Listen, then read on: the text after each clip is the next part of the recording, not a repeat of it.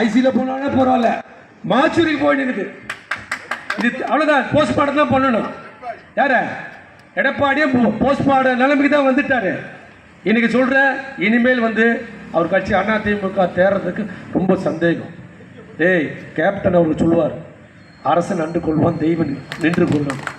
2011 எங்கள் எம்எல்ஏ எப்படிலாம் விலைக்கு வாங்கினீங்க, எங்ககிட்டலாம் எவ்வளோ கோடி தரேன்னு பேசினீங்க.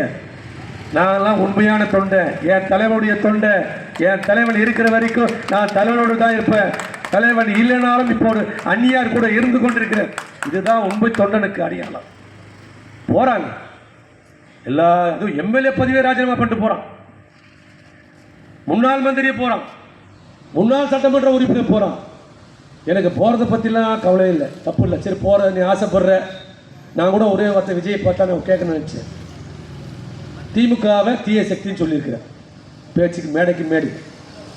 அதிமுக ஊழல் கட்சின்னு சொல்லியிருக்கிறேன். இப்போ ஊழல் கட்சியெல்லாம் ஊழல் கட்சி செஞ்சவனெல்லாம் மொத்தமாக உங்கள் கட்சியில் சேர்த்துக்கிறீங்க. இப்போ ஊழல் கட்சி கிடையாது, அப்போ நீயும் ஊழல் செய்ய போறன்னு அர்த்தம்.